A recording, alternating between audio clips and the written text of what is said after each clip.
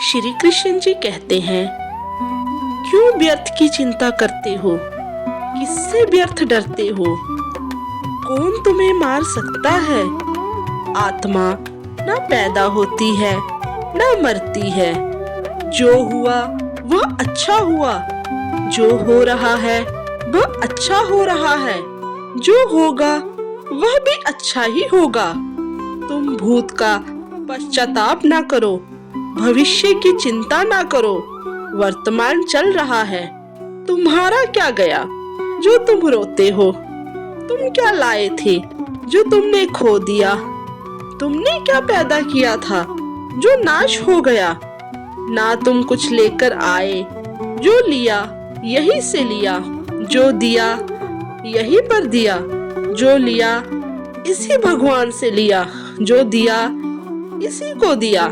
खाली हाथ आए और खाली हाथ चले। जो आज तुम्हारा है कल और किसी का था, परसों किसी और का होगा। तुम इसे अपना समझकर मगन हो रहे हो। बस यही प्रशंसा तुम्हारे दुखों का कारण है। परिवर्तन संसार का नियम है। जिसे तुम मृत्यु समझते हो वही तो जीवन है।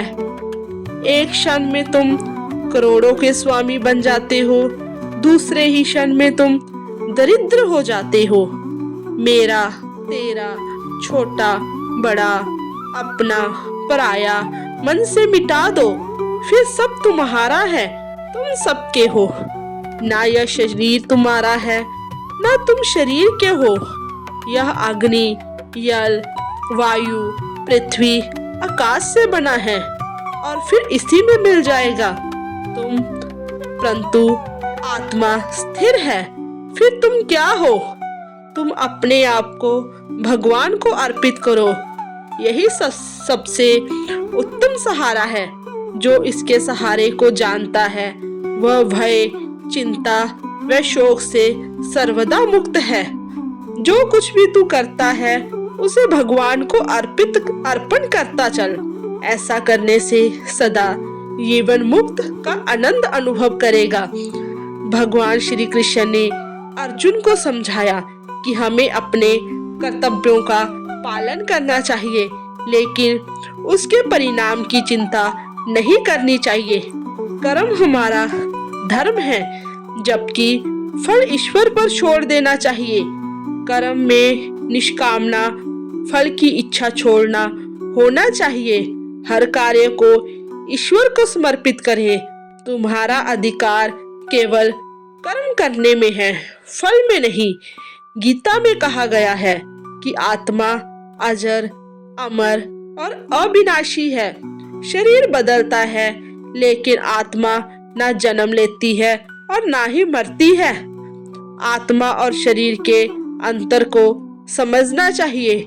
मोह और अज्ञान को त्याग कर सच्चे ज्ञान की ओर बढ़ना चाहिए। जैसे मनुष्य पुराने कपड़ों को छोड़कर नए कपड़े धारण करता है, वैसे ही आत्मा पुराने शरीर को छोड़कर नया शरीर धारण करती है। भगवान ने कहा है कि सच्ची भक्ति से ही मनुष्य मुझे प्राप्त कर सकता है। भगवान में पूर्ण विश्वास और समर्पण आवश्यक है। प्रेम, श्रद्धा और निस्वार्थ भाव से की गई भक्ति मनुष्य को ईश्वर से जोड़ती है। जो भक्त अनन्य प्रेम से मेरी आराधना करते हैं, उन्हें मैं अपनी शरण में लेता हूँ। श्री कृष्ण ने अर्जुन को समझाया कि किसी भी परिस्थिति में अपने धर्म का पालन करना चाहिए। सर्व धर्म का त्याग करना पाप है। अपनी क्षमताओं और जिम्मेदारियों को समझकर कार्य करना चाहिए। दूसरों के धर्म का अनुसरण करने की बजाय अपने धर्म पर दृढ़ रहना चाहिए।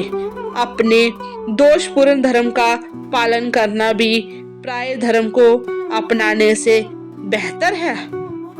सुख दुख, सफलता असफलता, हानि लाभ में समानता रखनी चाहिए।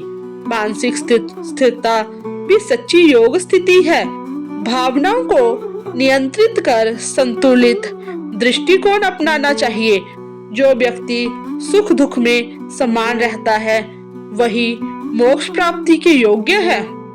योग का अर्थ है स्वयं को भगवान से जोड़ना। आलस्य, अज्ञान और नकारात्मकता, इन गुणों से ऊपर उठकर मनुष्य को आध्यात्मिक उन्नति करनी चाहिए। अर्जुन के मोह और भ्रम को दूर करते हुए श्री कृष्ण ने बताया कि संसार माया है। इसे समझने और पार करने के लिए आत्मज्ञान जरूरी है। व्यक्तिगत विकास, गीता हमें मानसिक शांति, सकारात्मकता सोच और आत्म नियंत्रण का पाठ सिखाती है। आध्यात्मिक ज्ञान वह व्यक्ति जो उसके वास्तविक स्वरूप का ज्ञान कराती है। यह सिखाती है कि हर परिस्थिति में अपने धर्म और कर्तव्य का पालन करना चाहिए। गीता का समत्व का संदेश समाज में संतुलन और शांति स्थापित करना है। भगवत गीता केवल एक धार्मिक ग्रंथ नहीं है, बल्कि यह जीवन जीने की कला है, मानसिक शांति प्राप्त करने का साधन और मोक्ष का मार्ग है कि जीवन में सच्ची सफलता कर्म, ज्ञान और भक्ति के संतुलन से ही प्राप्त होती है। हमें भगवत गीता के इस सार को प्रतिदिन अवश्य सुनना चाहिए। यह हमारे जीवन में कई परिस्थितियों और कई समस्याओं का इसमें हल दिया गया है। अगर आपको ये वीडियो अच्छी लगी तो आप हमारे चैनल को सब्सक्राइब करें और वीडियो को लाइक करें और ज़्यादा से ज़्यादा लोगों तक शेयर करें, ताकि ये भी सब अपनी जीवन की समस्याओं का हल भगवत गीता में ढूंढे। धन्यवाद।